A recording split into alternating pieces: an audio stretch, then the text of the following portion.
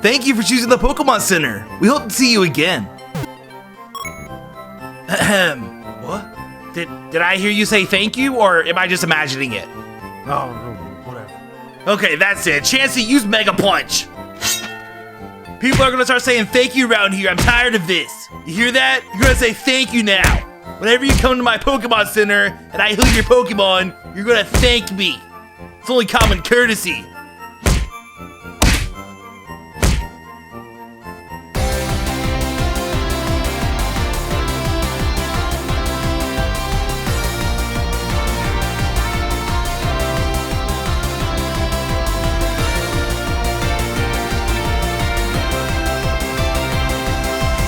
What is going on, guys? This is Dobbs here, bringing you another Pokemon video. And in this video, we're gonna go over 10 surprisingly strong Pokemon trainers from the games and the anime.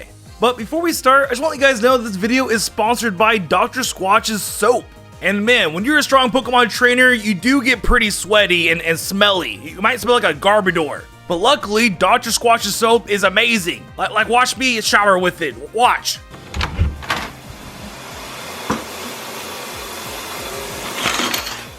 Okay, did you guys really expect me to show myself showering in a Pokemon video? Come on. But it's pretty good soap though. It is good soap though. And what makes the soap the best are the natural ingredients Dr. Squatch used to make the soap. Like, just looking at the label, I see things like olive oil, coconut oil, shea butter, and even sea salt. And when comparing with the quote-unquote big soap companies, you see ingredients like sodium lauryl acetylate. Yeah, I can't even pronounce that. And they want me to put that on my body. Like, I need to know what I'm putting on my body when I'm cleaning it, you know? Like, coconut oil sounds amazing, but stearic acid, not so much. And with my personal experience for Dr. Squatch's soap is that it makes your skin super soft. You have soft skin, and as a guy, you know, having soft skin is not something we really strive for, but the soap does its due diligence. And on top of that, the soap really has a great smell to it. Like, if I want to smell like grapefruit for the rest of the day, I'm just gonna put some grapefruit IPA on me when I wake up. Like, how many soap companies out there can say they can smell like grapefruit when you wake up?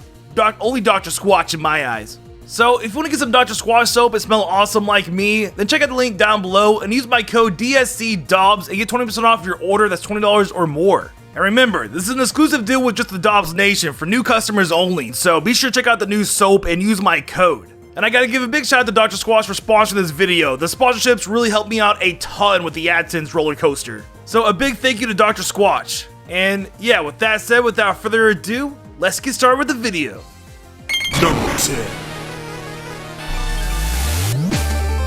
Now starting off this list, we have Nurse Joy. And man, Nurse Joy is something else when it comes to Pokemon battling.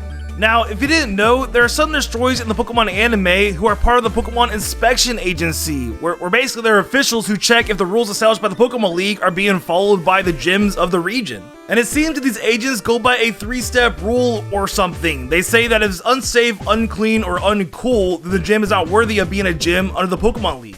And surprisingly, the first time we see one of these agents was in the original Pokemon anime series in episode 42. And these two wannabe gym leaders of Dark City were just in shock when they saw this official. Because these agents are basically the gym leaders for gym leaders. They test the skill of these trainers to make sure they are worthy to being a gym leader under the Pokemon League conference. So these Nurse Joys who are agents are surprisingly strong. And when I say strong, I'm talking about like Tobias level strong. They're insane.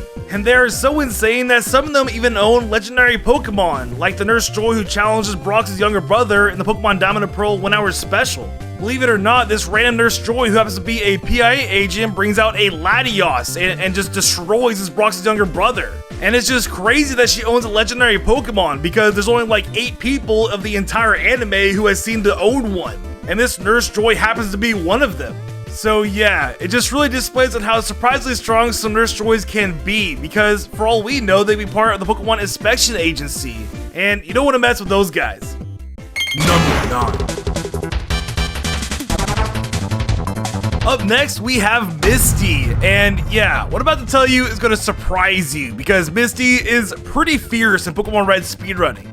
Now, believe it or not, out of all the battles you have to do in a Pokemon Red speedrun, Misty is the hardest one to defeat out of all of them. Because in a Pokemon Red speedrun, you run with a Nidoking, and before the Misty battle, you learn Thrash. And Thrash is a great move for the speedrun because it has a short animation, a high base power, and it lasts for multiple turns. So basically, you just hit a trainer and use Thrash on them and be done with it and move on. It's so good.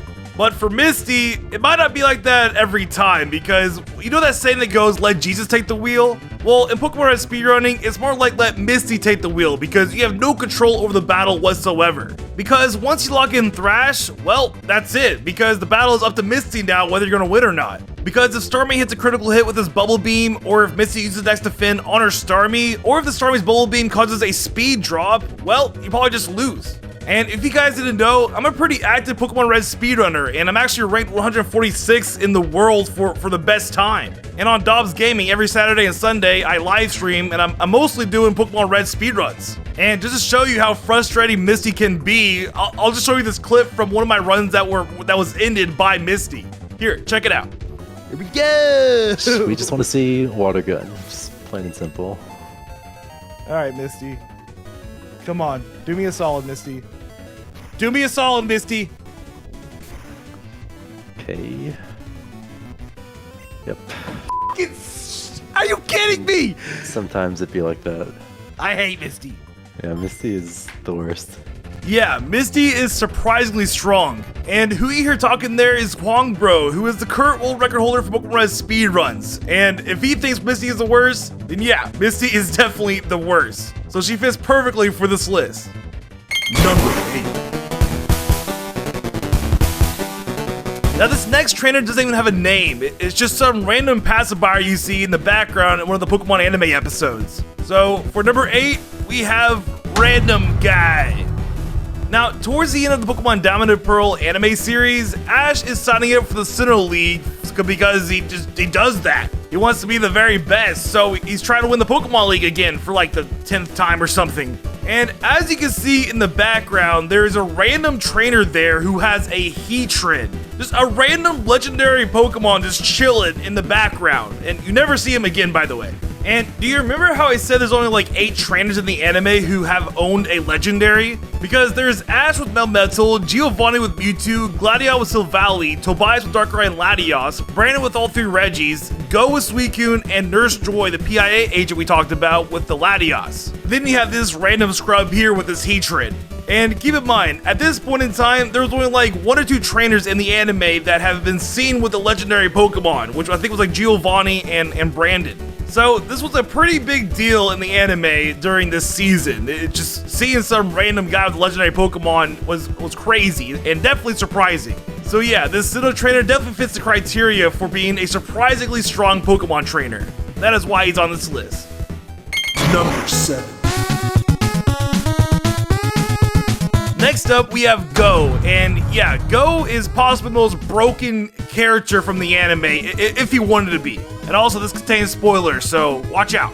Now, do you remember how I said there are only like 8 trainers in the anime who have legendary Pokemon? Well, Go to that is no exception. He has 2 legendary Pokemon already, while only being in the anime for like 70 episodes. And one of those legendaries is Eternamax Eternatus. Yes, one of the most broken Pokemon from the video games. And I know, he doesn't actually have it on hand to battle with people, but he still owns it. It was his Pokeball that caught it. And even though it's sealed away, maybe one day when he grows up to be a stronger trainer when he's like 30 or something, he could just grab his Eternatus and become unstoppable. And on top of that, he has a roaming Suicune following him around that's basically his, and if he needed it, it would battle for him. And man, if Tobias can win a Sinnoh Pokemon League with just a Darkrai and a Latios, I can only imagine what Go can do with a Suicune and an Eternatus. And keep in mind, Tobias defeated the guy with the Heatran. Yeah, that guy just got knocked out somehow because you never saw him again. And supposedly before Ash, Tobias had never brought out a second Pokemon. His Darkrai destroyed everything. So Go definitely has that legendary factor to him, which makes him insanely and surprisingly strong. So yeah, if not now or down the road when he's like 30 years old, when he has access to his Eternatus, Go is definitely going to be a force to be reckoned with. And that is why he is on this list. Number 6. Alright, for number 6, we have a fisherman. Yeah, a fisherman. a very surprisingly strong fisherman.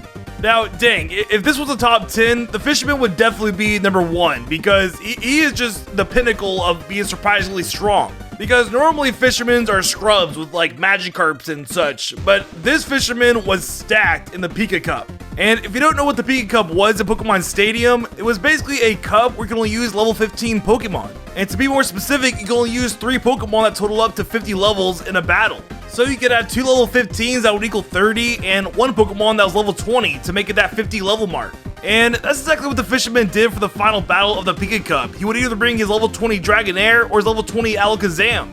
And guys, the difference between a level 20 and a level 15 Pokemon is massive, especially when you're battling a pseudo-legendary Pokemon with Dragon Rage, which can knock out most of your Pokemon in 1 or 2 shots, and a fully evolved Alakazam with an insanely high special with a Stab Psychic.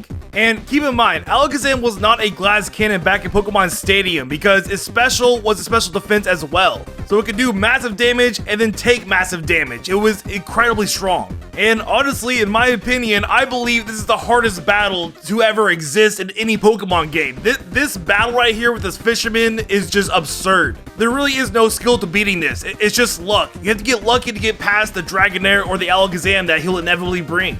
So yeah, going up against a fisherman with a Dragonair, Kangaskhan, Golem, Alakazam, Machamp, and a Starmie is definitely surprising, especially when it's one of the hardest battles to ever exist in a Pokemon game. No one would expect a fisherman to be this stacked. Number 5. Alright, for number 5, we have Professor Oak. And yeah, Professor Oak is surprisingly strong when you look into his history. Now, I'm just gonna straight up say it, Professor Oak was definitely a champion at some point in the video games. Because for one, after you become the champion, he takes you inside the ceremonial room and logs into your Pokemon team as if he was very familiar with it. It's almost like he's done this before and he's just showing you how to do it. And also, apparently the champions room is only accessible to champions, and for some reason Professor Oak is worthy enough to go inside of it. And then for 2, as you probably know, there is an unused battle with Professor Oak in Pokemon Red and Blue where he has like level 60 and 70 Pokemon. And it seems that the idea was that he would have the 3rd starter Pokemon that wasn't chosen by you or your rival for his team. And my theory is with this unused battle was that Professor Oak was going to be the final battle of Pokemon Red and Blue. Just like Red in Pokemon Gold and Silver and Steven Stone in Pokemon Emerald. His team and his levels just make sense for that.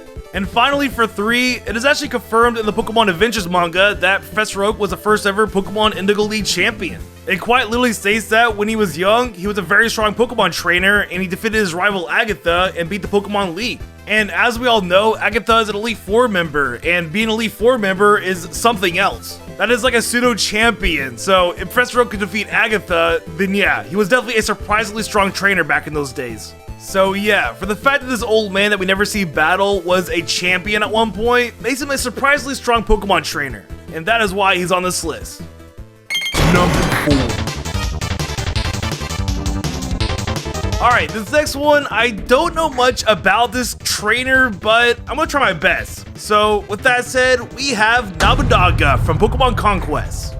Now, Nobunaga is based on a real person, Oda Nobunaga, who was a Japanese daimyo of Japan. And basically, the real Nobunaga was a great unifier where he brought Japan together after taking down a lot of people in a war. And so with Nobunaga and Pokemon Conquest, he wanted to do something similar, but with Pokemon. Because the warlords of the Ransei region were treating their Pokemon like tools, and he didn't like that at all. So Nobunaga took it upon himself to conquer half of the region to stop these warlords. And he literally partners up with Zekrom, a legendary dragon Pokemon, and leads an army to stop all these warlords from treating their Pokemon like trash, basically. And so Nobunaga has a Zekrom, a shiny Rayquaza, a Gabite, and a Hydreigon. So his team is insanely stacked, and it's not surprising that he took over half of a region with his army and his Pokemon. And there's not many trainers out there in the video games that have multiple legendary Pokemon on their team, especially of the caliber that Nobunaga has. He quite literally has Zekrom, who was part of the original legendary dragon Pokemon, and a shiny Rayquaza, which is a Pokemon that saved the world from 2 gigantic ancient Pokemon. Well, if it happened in this timeline at least. And yeah, basically the reason why I have Nobunaga on this list is because I bet you a lot of people have not played Pokemon Conquest and know about this insanely strong trainer. This warlord commanded an army with 2 legendary Pokemon and conquered half of a region. Like, Naba Naba might be one of the strongest trainers we've ever seen in any Pokemon game. It's insane. But yeah, Naba Naba definitely surprised me, and that is why I chose him for this list. Number 3. Next up, we have Mustard, and Mustard is basically Professor Oak, but better. Now, unlike Professor Oak, it is actually confirmed in the Pokemon Sword and Shield that Mustard was a league champion for 18 whole years. And not only was he the league champion for 18 years, but he was the undefeated league champion for these 18 years, which apparently was longer than any other champion before him or even after him. And man, if I would have waited a few months for my top 10 strongest Pokemon champions video when the Island of Armor came out, I probably would have ranked Mustard as number 1 over Leon just for the fact that he was an undefeated champion for 18 entire years. Like, I'm not sure about you guys, but introducing this insanely strong trainer like out of nowhere in a DLC is pretty surprising. I did not expect Mustard to have a history of being that strong, because before his main Pokemon passed away, he was just unstoppable, and quite possibly one of the strongest trainers in the world. Unless Gallo just had really pathetic trainers who really couldn't do much in battling, but I kind of doubt it. And on top of that, what makes Mustard even more impressive was that he was the master of Leon. And as we all know, Leon's whole character trait is that he was an undefeated champion for several years. So for the fact that Mustard was an undefeated champion for 18 years, and then he trained Leon to be an undefeated champion for several years, makes him a surprisingly and amazingly strong Pokemon trainer. And just to put the icing on the cake, he gives away a legendary Pokemon. And I honestly, I feel like he's the only NPC to ever exist to give away a legendary Pokemon. So that and being an undefeated trainer and then training an undefeated trainer makes him a surprisingly strong Pokemon trainer himself. And that is why he's on this list. Number 2. For number 2, we have Lysandre's Trump card. And yeah, this card was insane before it got banned. Now, the reason why I chose this card is because Lysandre in himself was a pushover in Pokemon X and Y. Because quite literally before your final battle against Lysandre, you're given a legendary Pokemon that can pretty much one-shot every Pokemon on his team. And even if you don't opt in to get your legendary Pokemon added to your party, your Pokemon team is probably strong enough to take out Lysandre anyways. Because you get Pokemon like your Kanto starter Pokemon with a Mega Evolution, a Lucario with a Mega Evolution, and if you play it early enough, even the event Torchic that becomes a speed boosting Mega Blaziken that one-shots everything. So suffice it to say, Lysandre in Pokemon X and Y is pretty pathetic for being an immortal legendary person. But in the card game, it is a completely different story because his Trump card is broken. Well, it was broken before it got banned. Because what Lysandre's Trump card did is that it shuffled all cards back into each player's deck from the discard pile. So let's say, for an example, if a player lost their best Pokemon and it was sent to their discard pile, well, the Lysandre Trump card would just shuffle it back into their deck and allow them to play it again eventually. And it was the same for even support cards. Just any card that you wanted back into your deck, you just use the Lysandre Trump card and shovel it back into there, and you'll have access to it again. This card was just insane. It just made your deck instant meta and synergized with everything. And for that reason, that is why it got banned and became one of the 23 cards to ever get banned in the Pokemon TCG. It was just immensely powerful, which was pretty surprising for a trainer like Lysandre. Number 1. And finally, for the last trainer on this list, we have Price from the Pokemon manga. Now, okay, this is a spoiler, even though this manga is like 20 years old, but this is a spoiler, guys. Price from the Pokemon manga is insane because he is the masked man in the Gold and Silver arc. And yo, the masked man is on another level when it comes to Pokemon battling. He is just insane. And it's very surprising that it's actually Price behind the mask. Just to name a few feats, his Delibird, by the way, one of the weakest Pokemon to ever exist, took down a legendary Ho-Oh and allowed him to capture it. And not only that, he captured a Lugia as well, so he had control of both Ho-Oh and Lugia at his disposal. Oh, and on top of that, he managed to capture a mythical Celebi and had time-traveling powers. So already this monster had a Ho-Oh, Lugia, and a Celebi in his Pokemon party. Not to mention that he has this Delibird, who's probably a legendary in itself, because how on earth does it take down a Ho-Oh at a typing disadvantage? Especially when you're a freaking Delibird with an awful stat line and moveset. Literally, Delibird only learns Present as a learn-up move, and that's it. And it managed to take down a legendary Pokemon. It's unreal. And that's just the beginning. The Masked Man was also able to take down 7 Dex holders at once in a battle royale. And keep in mind, these Dex holders are like the main character from their respective manga, and they're like Elite 4 level. They are insanely strong, and the Masked Man was able to take down 7 of them at once. And finally, to top this one off, in the Pokemon Heart Gold and Soul Silver arc, when it's just Price and not the Masked Man, he was able to defeat Dialga with a Swinub when paired up with Lance and Giovanni.